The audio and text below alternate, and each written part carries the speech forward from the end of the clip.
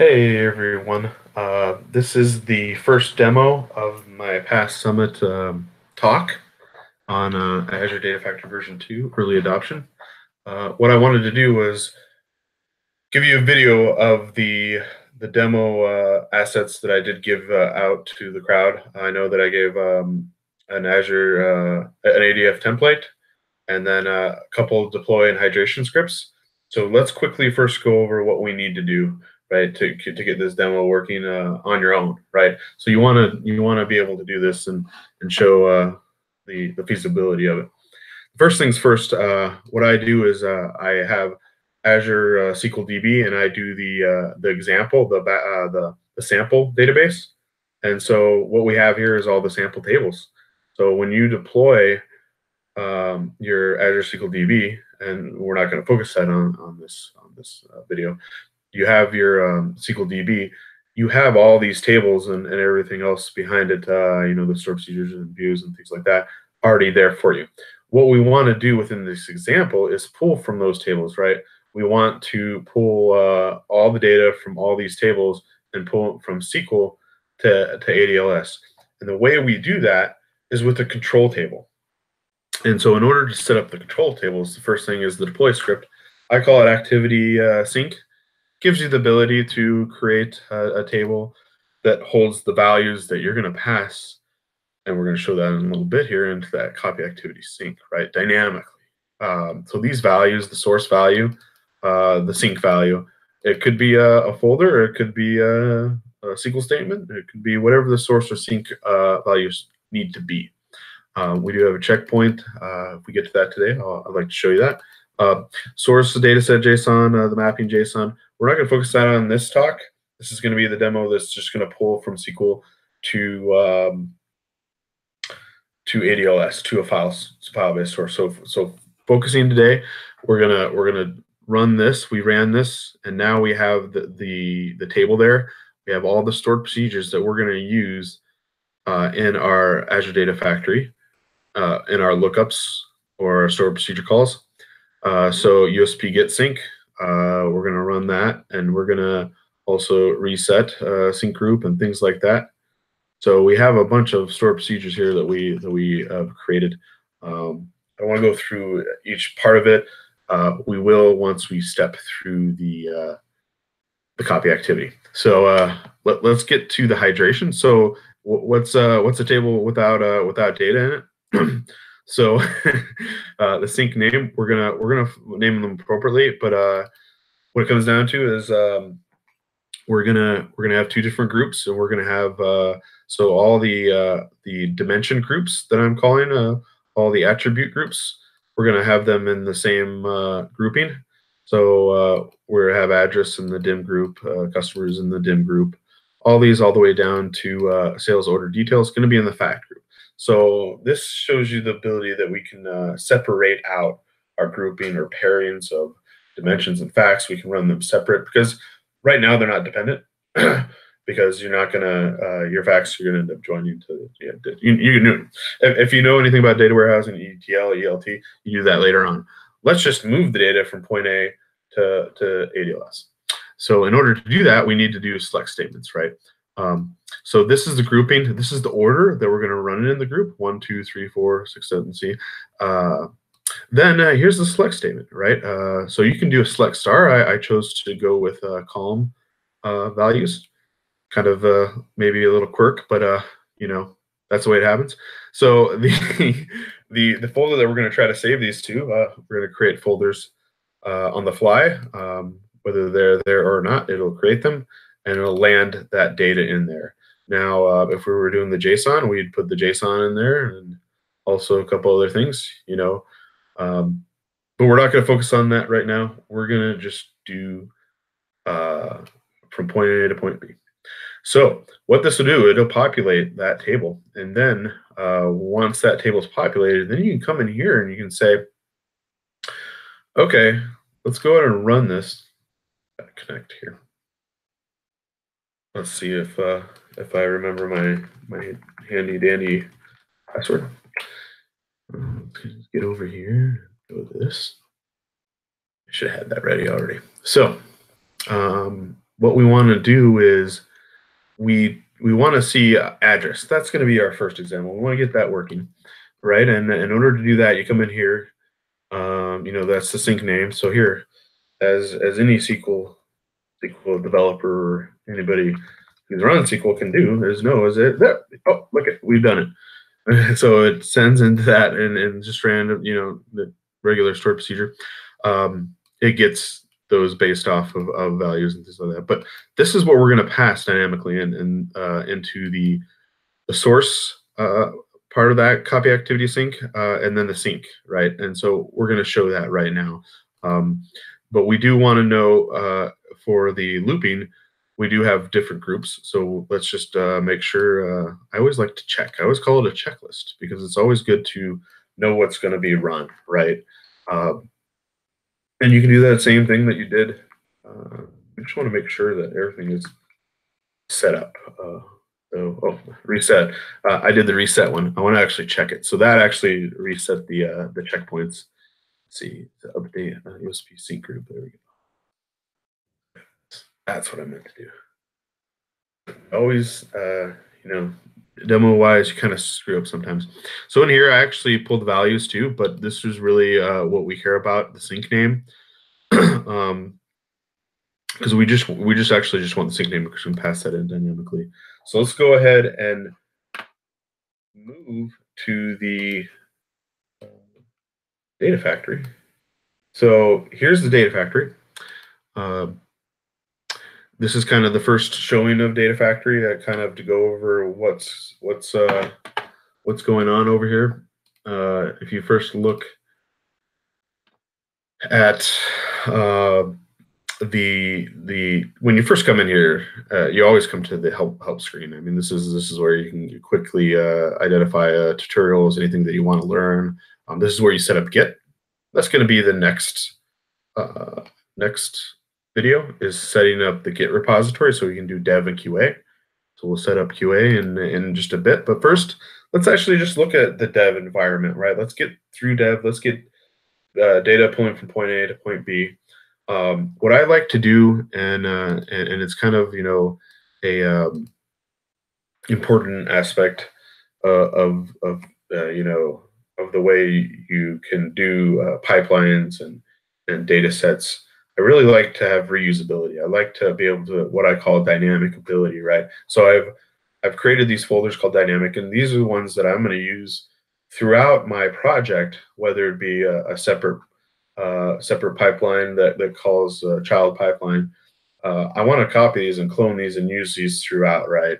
I want to be able to pass in groupings. I want to be able to pass in certain things, and I want to use that. So just kind of a start. I have my regular pipeline. What I've done is I've created a pipeline from in here, and that's what we did right here. So I called it copy sync, and what it comes down to is it really calls a copy activity, right? We could just have this, and we can manually go in here and pull a table, and we can go from table to ADLS, and it'll work hunky-dory. Well, what I want to do is have this be reusable, dynamic in nature. So what I've done here is I've taken a lookup, and with a lookup, you can return a set of data, a record set of data. It's really an array, and then you can access those values, right?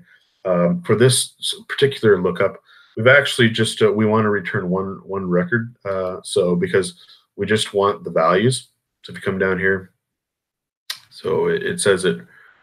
We can hide this. First row. So there's a certain different things as you're going to see in the next pipeline, the copy sync loop. We're going to uncheck that because there's multiple values that we want to get from it, right? So if we go back here and everything in itself, I guess you can look into it and dive more into it, right? Which is really cool because then you can just start getting really interested into doing things. So if I click on this, it's all about scope, right? If I click into the white space, that means I'm in the pipeline, copy sync. If we go to parameters, I have a pipeline parameter level sync name that can be accessed throughout this pipeline, right? And so I've defaulted the value to sales LT because that's the example that I want to show you how to get there, right? How well, that's the example that I want to go pull from a relational table sales address to ADLS. And so I said that at the default level, when we trigger this, it'll actually ask for a value. We can change it if we want to and run a different value. But for now, let's run sales LT. So that will be the parameter. I don't think it's setting any variables or output. I'm not going to mess with that right now. Well, output is actually debugging. So, but if we want to look at the lookup, right? If we go back to this, go to the beginning. There's retry things. There's certain things you can do: secure output, input. We're going to focus on that today. That might be another talk at some point. But retry level, retry number of retries. These things are just things you can set at a higher level. 7 hours of timeout, right? If you want to set that into 2 hours, if you have a really long running pipeline and you want it to kill because it's supposed to finish after 2 hours, right? So it doesn't cost you as much money, right? So here within the lookup, we call a stored procedure, right? Instead of doing stored procedure, lookup actually allows you to work and manipulate an output with multiple records or single records, but it works really well, and that's why I've chosen lookup today. So I pass in that sync name, right? And that's what we're going to do, right? And so USB get sync, and that's what I showed you earlier. Come back here. I have ran this, and so that's that first stored procedure that we set up earlier, right? And so we're going to get the source value, which is the select statement, and we're going to get the sync value, and that's what we're going to focus on right now. Because we want to pass this into the source, which would pull from SQL, and then this will write out to Data Lake store. So if we go back here and we then look, so in our copy activity flow, in our copy flow here, what do they call it? Yeah, I mean, in our flow, we look at the source, and so we've connected to a source of data set SQL. And so if we were to go and edit that, right, we actually don't even define a table here. A lot what you can do and what it does with the copy, the wizard is actually defines the table, right? So you can select a table if you really wanted to. We're not going to do that right now because really we don't want to do that, right? We actually just want to pass in a select statement that connects to this data set, right? And it passes in that select statement and it pulls the data from that select statement that we did. So we really just want a dynamic one, right? And this is going to be the same. So what's going to happen here, right? Whether we pass it the table, we could pass it the table name in here. What I've done is set up that select statement in that result set. And dynamically, if you click in here, we can access that the results of that stored procedure, that USB get synced, right? And the source value, which is the column name, that's what we want to grab and push into that source data set, right? We want that, and we want that result, and we see that right here. That's that select statement right there. So great things, because this will give us the ability to iterate through later on, right? Right now it's just one. We're gonna get one. We're gonna pass it in. It's gonna grab that data, and then this is where it gets a little bit, you need to actually go to the data lake source, and this is actually okay to do this, is that we access that same value here, but we're going to do it with the sync value, right? And since it's not a run before path or a run value, it allows us to do that, because if we were to go in here and set this as it's okay that we access this in here, but if it's the source, it has to be done within the pipeline. If it's the sync, this is what I've been learning lately. If it's the sync, it's okay. That's why we get a warning here, because scope-wise, right, the data lake store data set can be accessed within any of these pipelines, right? It doesn't know the activity USP gets because it's not in that pipeline. But that's why we have a unrecognized function because it's not within that scope. But on runtime, we will actually have that available to us, and it does work. So we have that resulting column, sync value, is going to return just that one location of the folder and pass that in. We don't set a file name. We can set that up, and that'll be what you'd want to do if you want to add to your hydration table, your control table, and you could do that. So what I want to do next, and I just kind of want to figure out discard changes. I don't want to save anything because I want to get to work. And so if we look at, let's see. If we look at the data lake store location, we want to make sure that there's no data in there. I can delete what I've done before because I want you guys to believe me. So if we come here, okay, so we come here. You can see we didn't give it a name, so it actually gives it a good name. So we could actually run it again and actually wouldn't overwrite. So if you do name it the same name, it will overwrite as an FYI. So here's the address. So we deleted it. Let's go ahead and trigger it. So right now, I don't have any changes, so I'm not publishing. We'll walk through that and step through that when we do the QA. Let's just get this up and running and then showing you how it works, right? So I'm going to go ahead and trigger. So what it's doing is running the pipeline when you trigger it. And if you go to Activity Monitor, it'll show you that it's running. So if we dive into that, we can see that the first stored procedure is being called with a certain value of sales LT address. If you come in here and don't be too worried about the speed of the lookups. They're always 17, so they don't we don't care about that, right? Actually, so you can actually look and see what values have been passed in the copy sync.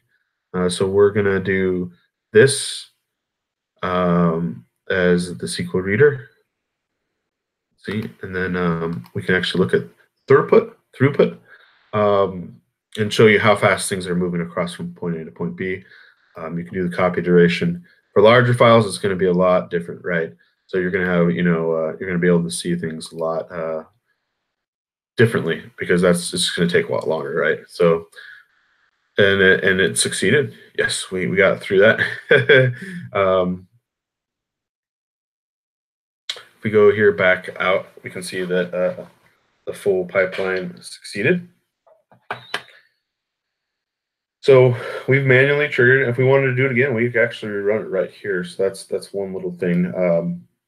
So that's how we run the copy activity sync using just the default parameter.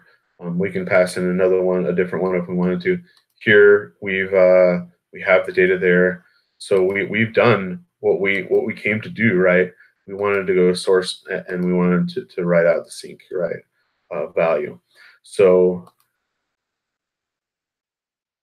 that is the first part of it. So if we come back here, how do we get all these other tables in here done, right? And how do we do it without?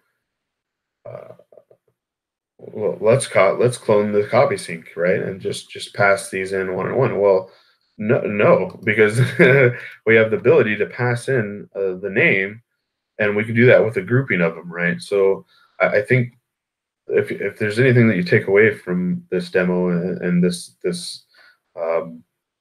example is that you can dynamically I keep always saying dynamic, but it's a cool thing that you can pass in a grouping of different of values. So if you come here, for example, we're going to do the same type of thing that we did with the USP get sync. We're gonna do a lookup. But like I had said before, we're going to come down here and we're going to check off the first row because we're going to have more than just one record returning, right? So we then want to access that record. So same deal. Sync group is our pipeline level parameter. That's going to be passed into the sync loop stored procedure. If we go back here, go down to sync loop dim group like we had before. We're going to just focus on this right here, this value, because that's what we want to pass in. Just ignore those for now. So if we focus on sync name, then that's where we're gonna come in and use that ability to call a master pipeline with it, and then a child pipeline with that master, right? So we come in here and we look at the actual for each loop. There's this thing called items, right? And what will happen is within the for each loop, you give it a record set, and then that'll create an array, and then you can actually access those values in an items result set, right? And so that's how we want to access this. So if you come to here to value, should be actually right here. So if you go activity, USB sync loop, it's right here. So you'd click that, and then that would get you the output. Then you want to go dot value to be able to get the access array. So it comes in here. So there's one key factor here. If you want things to be done in parallel, leave it as is. If you do want it sequential because you know that maybe there's a dependency, and this goes back to the setup thing I had mentioned earlier, right? The order, right? So if you had sequential ones that you had to do before the others, or some weird thing that you had to do, that is what, if you click that, it would do this first, and then it would wait till that one's done, and then it would do this, right? So you can run things sequential or parallel. That's a good FYI. So we go back here and we look at the for each. We're grabbing the items, result set value, going back to here. We ran this, get this. So we're going to go address, customer, address product. And if we come back here, we dive into the for each. You can double click on it or you can edit it. But you come in here and then you're not even on it. You got to click on it. And then once you're on it, this is the execute pipeline. So in here, you can do other stuff than just execute pipeline. So what I did was, I just brought over execute pipeline because really we just want to call the pipeline we had created before, and we want to pass in the variable, right? And in order to do that, you come in here, you invoke the pipeline. So we've done that already. I've done an autofill. So that actually gets the parameters that are set at the pipeline level. It'll get this parameter. It'll actually autofill it, but it won't give it the correct value. You got to go in there and you got to access the item values.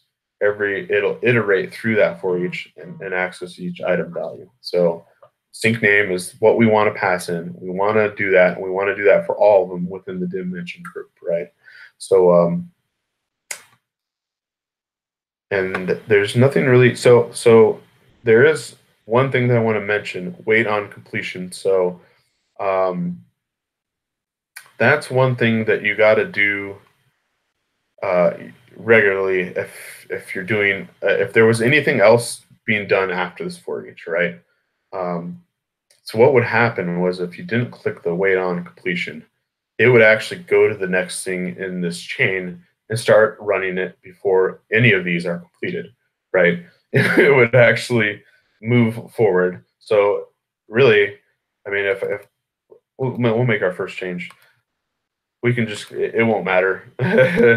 We can click on that, wait on completion. It waits on completion of all of them. It should, right?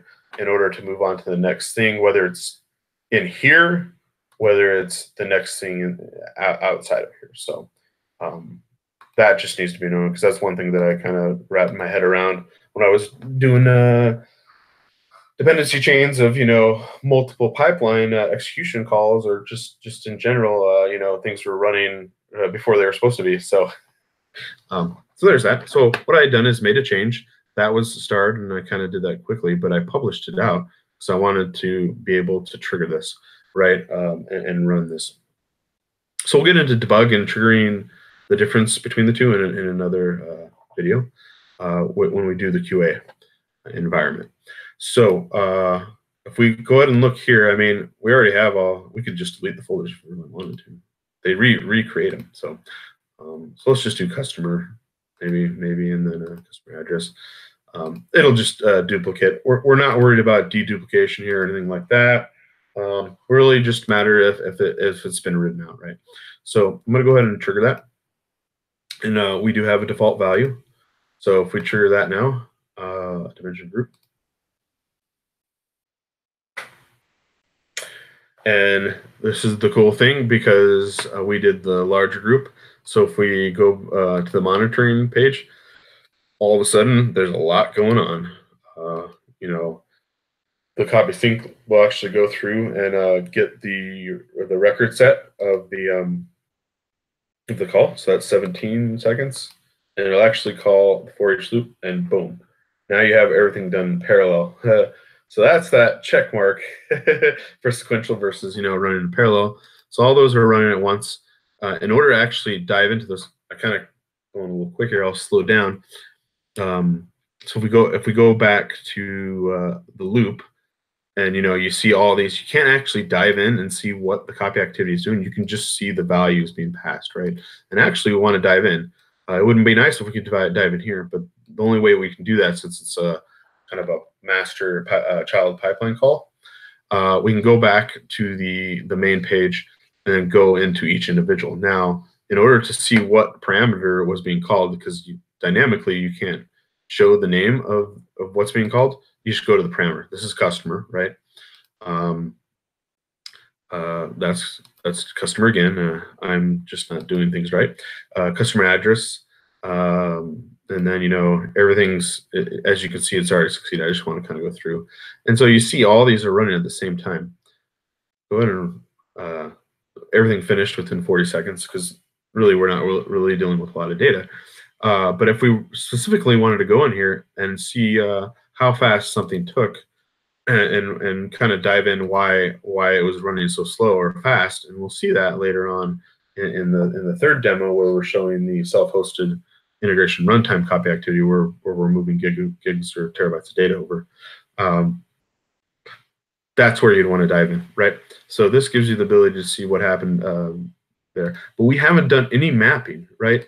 I mean, I just want to stress that we just said, hey, select statement here and pull to ADLS. Select statement to Teradata. Select statement to SAP HANA.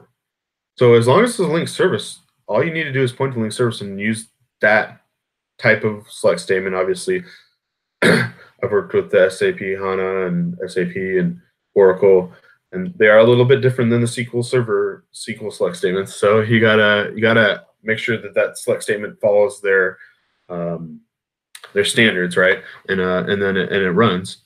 But yeah, I mean, now we've got data in here, and we've populated this hydration script dynamically. And if you just want to do facts, you just come in here and you run the fact group, right? If you want to add a new fact, you just add a new fact, and then the daily or nightly run will run it, right? So I think we'll just go ahead and run it for the fact, and then I think we'll be done with this first demo video on how this is running. So kind of to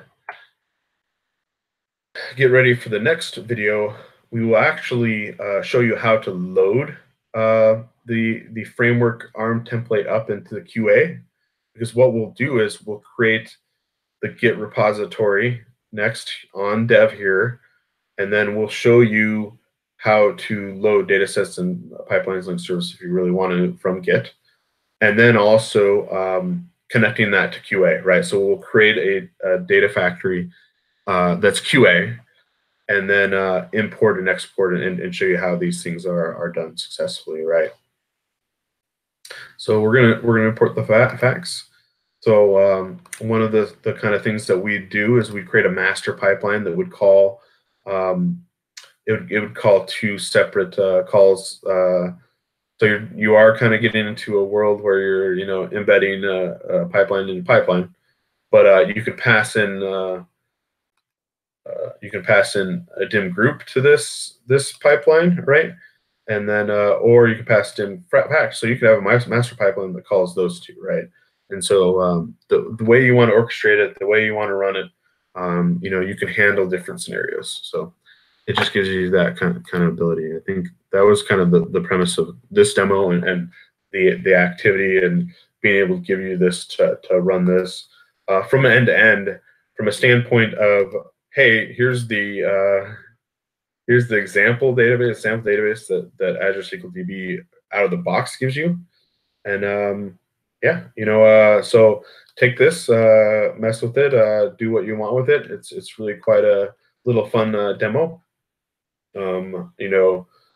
It's really just creating ADF schema and running stored procedures and populating a table with it. So I would like to thank you for listening to my broadcast of how to work with the past Summit demo, Azure Data Factory version 2 early adoption. Thank you.